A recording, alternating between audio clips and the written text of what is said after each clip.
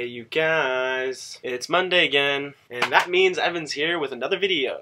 So without further ado, I am here to kick off Q&A week at The Den. If you've been watching The Den for a while, you probably know that this is our second Q&A week that we've ever done. But, as is apparent by some of the questions we were asked, a lot of you haven't seen the last one. So why don't you go check it out? I'm gonna try to put some sort of annotatey little thingy around here once I figure out how to do it. So, let's kick off with some of the questions that you guys submitted. We got a huge list of them. Unfortunately, I can't get to everybody's, but thank you again for sending in all of your questions. You guys asked some really great ones, some thought-provoking ones, and some of them were kind of stupid, as per usual. Let's get started, shall we? So one of the first questions I was asked is, how can I answer questions about the bear community?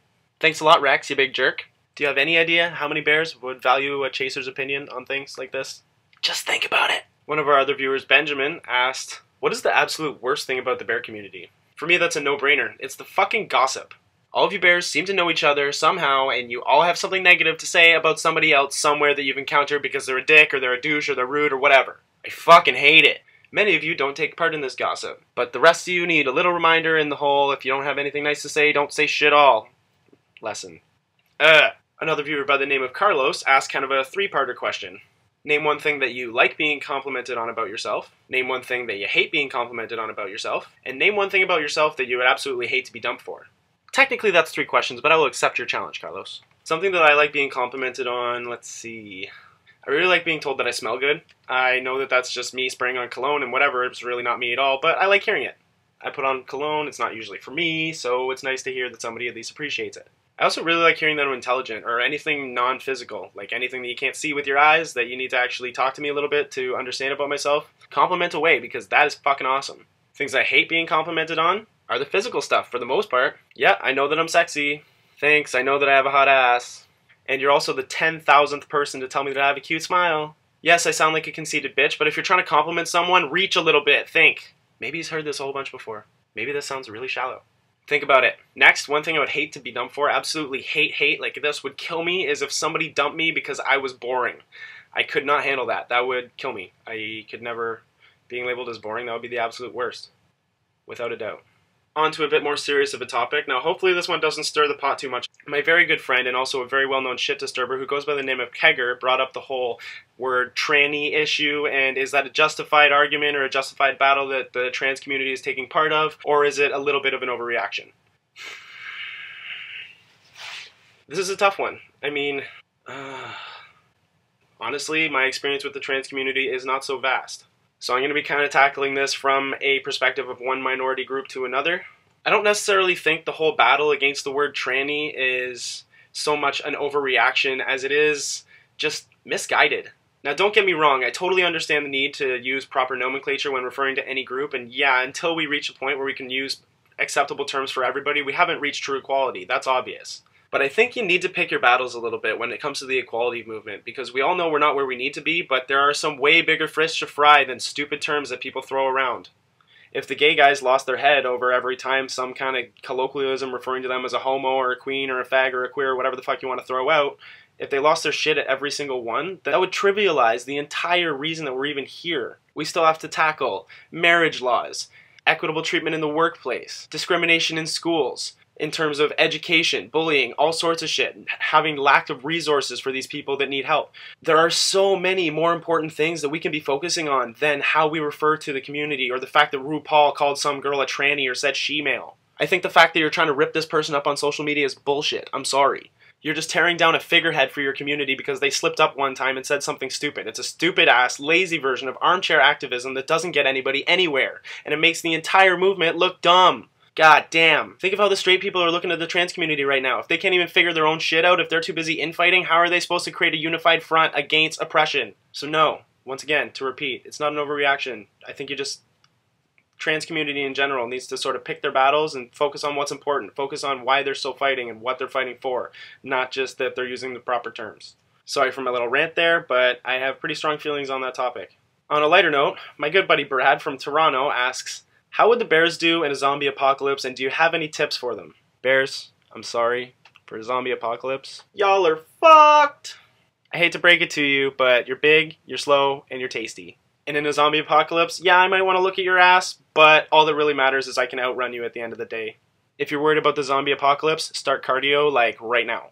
another viewer who goes by the name of Mikhail asked a really troubling question for me, actually, about this PrEP or pre-P or whatever you want to call it, this pre-exposure prophylactic, this magic little pill that you can take that's going to protect you against HIV and therefore AIDS and whatever that you can negate using a condom. His question is, what are your thoughts on it now that unprotected sex is like a thing now? My thoughts on it? Are you fucking crazy? Sure, they may be able to eliminate the risk of contracting HIV with some little magic pill. However, there are a slew of other STIs that you still subject yourself to every single time you hook up with somebody. And they're fucking dangerous and unpleasant. Wear a fucking bag. That's like saying, I can't even think of a metaphor that is equitably stupid to that. Like, are you serious? My opinion, even if you have this extra defense, that should be an extra defense. You should always use a condom. The only time that I would say it is acceptable to have unprotected sex is when you're in a committed long-term relationship where both parties have been tested and have shown up negative across the board, or whatever status you happen to find yourself, that they are both in communication about that and do it as safely as possible. Don't fuck around with STIs just because it's better without a bag on. That's so dumb. That's so dumb. Sex is good enough as it is. Don't fuck yourself up because you can make it better. Not only that, it's just another fucking corrupt pharmaceutical company that's gonna be raking you guys over the coals for money with some stupid little magic cure that they've got now. Who knows what the fuck else this thing's gonna do to you, but hey, let's just pop medication because that's all cool. The government said it's alright. Go FDA. Brad from Toronto also submitted his second question. He wants to know, and I hate when this question gets asked, but it does come up all the time, and you know what? It's practical to just answer it. Are you a top, are you a bottom, or are you versatile? To this question, I always have the same answer, whether you're gay, straight, or whatever. I will always tell you that even a pitcher has got a mitt, and variety's the spice of life. So give it a shot. Greg's buddy Jim asked, how are we at beer pong? Now, I can't really speak for the other guys in the den, but I've played my fair share of pong. I'd like to think I'm pretty fucking good. I may not be the best shot in the world, but where I really come through is the whole distracting your opponents thing. I go way over the top, and it's extremely effective. Don't fuck with me. A viewer by the name of Joe, who was asking a whole bunch of questions about relationships and everything that I'm just not going to get into. Sorry, Joe, they're a little too deep. But you did ask one about, is loneliness more prominent in the gay community, or do you think that the straight community deals with just as much loneliness as we do? Well, if you want to look at it on a basic statistical level of, quantity, there are more straight people in the world, so chances are there's more lonely straight people than there are more lonely gay people. All that shit aside though, I watched this really interesting video on Facebook not too long ago about how social networking is actually making you feel more lonely. It's called The Perception of Loneliness. In the video, it explains that your brain and your memory, you're actually only capable of realistically knowing on a close personal level around 150 to maybe 200 people, depending on your brain capacity. Keep that in mind for a second and go check out your Facebook friend list. What kind of number is that?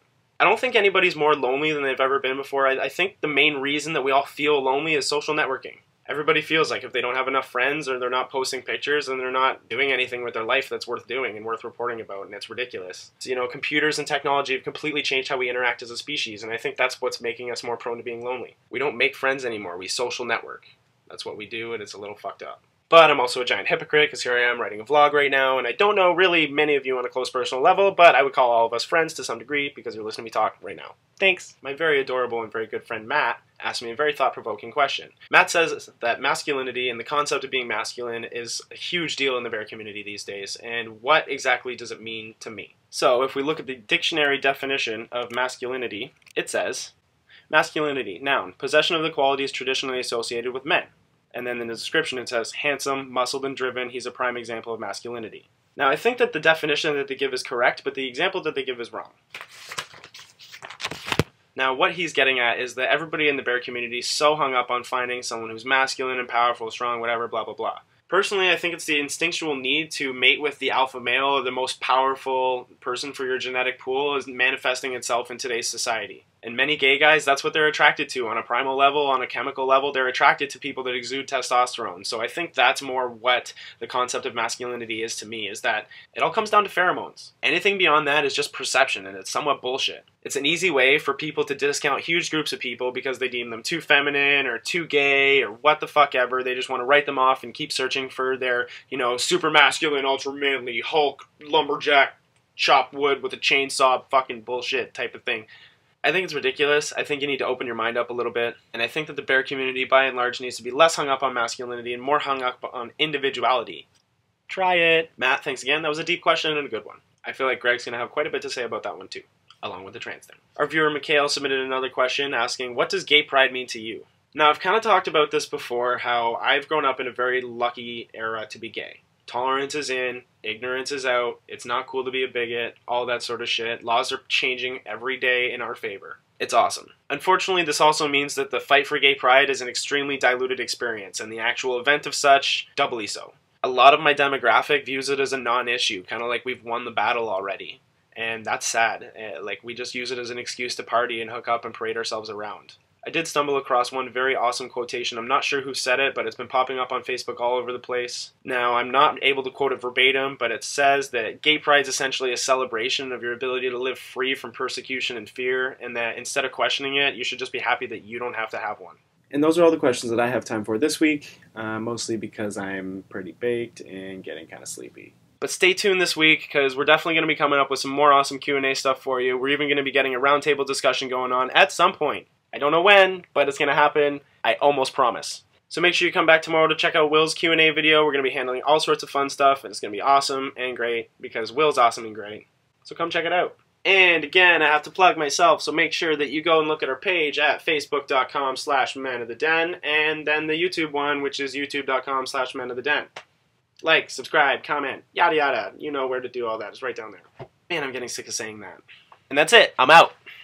Some of these questions that we have are fucking ridiculous. I fucking love it. So Shawnee asks, what's up with all the whole new pictures of people's assholes? Why is this a new craze? I need to address this. Personally speaking, I think you should never send somebody a close-up shot of your sphincter. It's a bad idea. Especially with the new camera technology that we have, because nobody's asshole looks good in HD. Not in HD. Not ever. We also have my friend Steve asking me if I think that anal bleaching would hurt. Yeah, that sounds like it would fucking hurt. You're putting chemicals on your ass. I mean, like, think about it. It's bleach. Do you want to go and rub hot sauce all up on that? No, because it probably hurts, right? It hurts going out the other way when it's spicy. What do you think acid feels like? Ugh. Oh, anal bleaching. On that note, I'm out of here. Ugh.